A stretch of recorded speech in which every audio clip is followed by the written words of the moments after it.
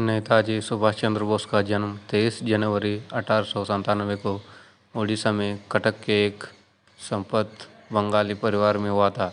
बोस के पिता का नाम जानकीनाथ बोस और मां का नाम प्रभावती था। जानकीनाथ बोस कटक शहर के मशहूर वकील थे। प्रभावती और जानकीनाथ बोस की कुल मिलाकर 14 संतानों थी, जिसमें 6 बेटियां और 8 बेटे थे। सुभाष चंद्र उनकी 9वीं संतान और 5वें बेटे थे। अपने सभी भाइयों में से सुभाष को सबसे अधिक लगाव शरद चंद्र से था। नेताजी ने अपनी प्रारंभिक पढ़ाई कटक के रेवेशन कॉलेज गेट स्कूल में हुई। तब तक से उनकी शिक्षा कलकत्ता के प्रेसिडेंसी कॉलेज और स्कॉटिश चर्च कॉलेज से हुई और बाद में भारतीय प्रशासनिक सेवा की तैयारी के लिए उनके माता पिता ने बोस को इंग्लैंड के कैम्ब्रिज विश्वविद्यालय भेज दिया। अंग्रेजी शासनकाल में भारतीयों के लिए सिविल सर्विस में जाना बहुत कठिन था, किंतु उन्होंने सिविल सर्विस की परीक्षा में चौथा स्थान प्राप्त किया। 1921 भारत में बढ़ती राजनीतिक गतिविधियों का समाचार पाकर बोस ने अपनी उम्मीदवारी वापस ले ली और शीघ्र भारत लौट आया। सिविल सर्विस छोड़ने के बाद वे भारतीय राष्ट्रीय कांग्रेस के साथ जुड़ गए। सुभाष चंद्र बोस महात्मा गांधी जी के अहिंसा के विचारों से सहमत नहीं थे। वास्तव में महात्मा गांधी जी उदार दल का नेतृत्व करते थे, वहीं सुभाष चंद्र बोस जोशीले क्रांतिकारी दल के प्रिय थे। महात्मा गांधी जी और सुभाष चंद्र बोस के विचार भिन्न भिन्न थे, लेकिन वह अच्छी तरह से जानते थे कि महात्मा गांधी जी और उनका मकसद एक है, यानी देश की आज़ादी। सबसे पहले गांधी जी को राष्ट्रपति कहकर नेताजी ने ही संबोधित किया था। 1938 में भारतीय राष्ट्रीय कांग्रेस का अध्यक्ष निर्वाचित होने के बाद उन्होंने राष्ट्रीय योजना आयोग का गठन किया। यह नीति गांधीवादी आर्थिक विचारों अनुकूल नहीं थी। 1939 में बोस पुनः एक गांधीवादी प्रतिद्वंद्वी को आकर हुए। गांधी ने इसे अपनी हार के रूप में लिया। उनके अध्यक्ष चुने जाने पर गांधी जी ने कहा कि बोस की जीत मेरी हार है, और ऐसा लगाने लगा कि वह कांग्रेस वर्किंग मीटिंग से त्यागपत्र दे देंगे।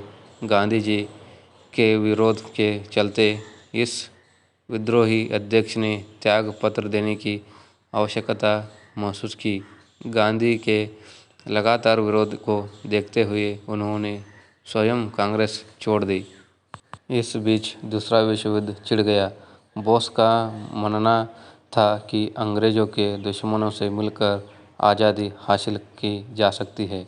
उनके विचारों के देखते हुए उन्हें ब्रिटिश सरकार ने कलकत्ता में नज़रबंद कर लिया, लेकिन वहाँ अपने भतीजे शिशिर कुमार बोस की सहायता से वहाँ से भाग निकले। वहाँ अफगानिस्तान और सोवियत संघ होते हुए जर्मनी जा पहुँचे। सक्रिय राजनीति में आने से पहले नेताजी ने पूरी दुनिया का भ्रमण किया। वहाँ 1933 से 36 तक यूरोप में रहे। यूरोप में यहाँ दौरा था। हिटलर के नाजीवाद और मुसोलिनी के नाजीवाद और फासीवाद का निशाना इंग्लैंड था, जिसने पहले विश्व युद्ध के बाद जर्मनी पर एक तरफ का समझौते थोपे थे। वे उसका बदला इंग्लैंड से लेना चाहते थे। भारत पर भी अंग्रेज़ों का कब्जा था और इंग्लैंड के खिलाफ लड़ाई में नेताजी को हिटलर और मुसोलिनी में भविष्य का मित्र दिखाई पड़ रहा था। दुश्मन का दुश्मन दोस्त होता है।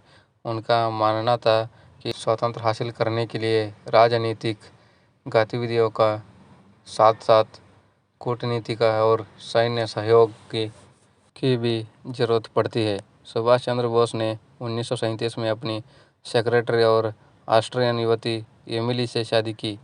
उन दोनों की एक अनीता नाम की एक बेटी भी हुई। जो वर्तमान में जर्मनी में सब परिवार रहती है।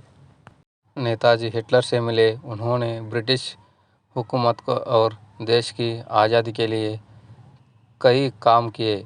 उन्होंने 1943 में जर्मनी छोड़ दिया। वहाँ से वहाँ जापान पहुँचे। जापान से वहाँ सिंगापुर पहुँचे, जहाँ उन्होंने कैप्टन मोहन सिंह द्वारा स्थापित आज़ाद हिंद फौज की कमान अपने हाथों में ले ली। उस वक्त रास बिहारी बोस आज़ाद हिंद फौज के नेता थे। उन्होंने आज़ाद हिंद फौज का पुनर्गठन किया। महिलाओं के लिए रानी झांसी रेजिमेंट का भी गठन किया, जिसकी लक्ष्मी सहगल कैप्टन बनी। नेताजी के नाम से प्रसिद्ध सुभाष चंद्र ने सशक्त क्रांति द्वारा भारत को स्वतंत्र कराने के उद्देश्य से 21 अक्टूबर 1943 को आज़ाद हिंद सरकार की स्थापना की तथा आज़ाद हिंद फौज का गठन किया। इस संगठन के प्रतीक चिन्ह पर एक झंडे पर दहाड़ते हुए बाघ का चित्र बना होता है। नेताजी अपनी आज़ाद हिंद फौज के साथ 4 जुलाई 1944 को बर्मा पहुंचे। यहीं पर उन्होंने अपना प्रसिद्ध नारा "तुम मुझे खून दो, मैं तुम्हें आज़ादी दूंगा" दिया। 18 अगस्त 1945 को टोक्यो जाते समय ताइवान के पास नेताजी की मौत के कारणों पर आज भी विवाद बना हुआ है।